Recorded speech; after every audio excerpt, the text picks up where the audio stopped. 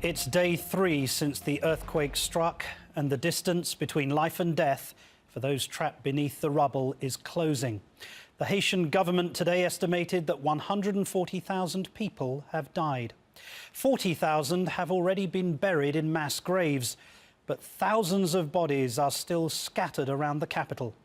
And in the complex surrounding Haiti's General Hospital, a place where people go for healing and recovery, well, it's now become a destination for the dead, as Dan Harris reports. To see what Dr. Alex Leseg is about to show us, you need a mask for the stench and a sturdy psychology for the visual. A bulldozer filled with corpses being loaded into a dump truck. We don't have a city. You don't have a city anymore? I am in great pain. This is what it's come to in Haiti. These people are overloaded and overwhelmed, taking in 1,000 bodies a day, they say, at a time when they don't have any electricity to keep those bodies cool, which is why they are now loading them up and sending them out for a mass burial. Cannot be easy. No, it's not easy. Of course, your instinct is to look away from something like this, but this is an image that really captures and encapsulates the horror in Haiti right now. And one of the saddest parts about this spectacle is that many of these people will never be identified. They were simply picked up out of crushed buildings or picked up from along the side of the road. There's no time to go through the identification process because there's so many bodies coming in, they simply have to be moved out and buried. Meanwhile, out among the living, there is now open and increasing concern about the potential for large-scale civil unrest, as evidenced by this scene we came across this morning. Day 3 after the quake, and you can see some stress starting to show. This is some sort of store that's been destroyed, and it is now being eagerly, feverishly looted. They're stealing T-shirts, food, and office furniture. It ends with gunfire. We should get out of here. There's now real fear we're going to see a lot more of this, and perhaps even worse. Hungry? Yeah, I am hungry, man. I am hungry. They're hungry. They're hungry, they need food, they need water, they don't have nothing.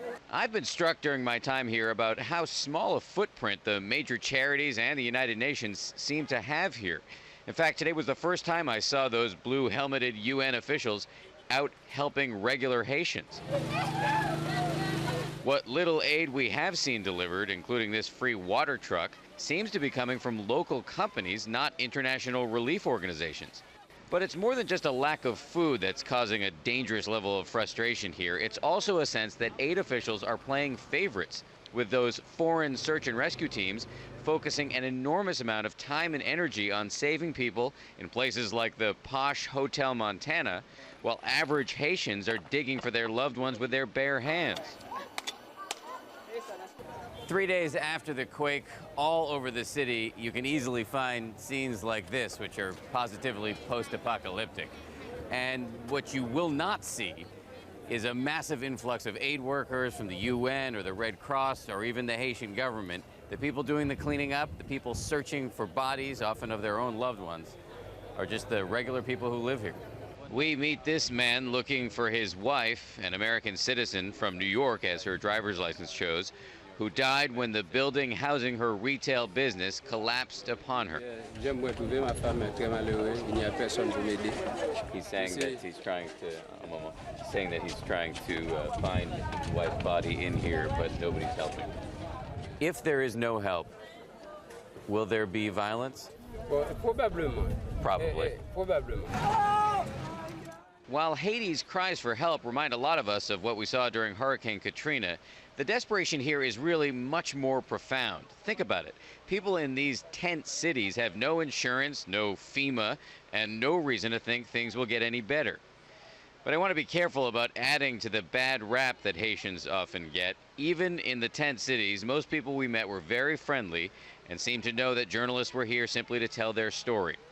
Remarkable grace under withering karmic fire. And in fact, most of the Haitians we interacted with said they don't see any reason for violence at any time. But there is, of course, this question: how much heat and hunger and death can these people take before something gives?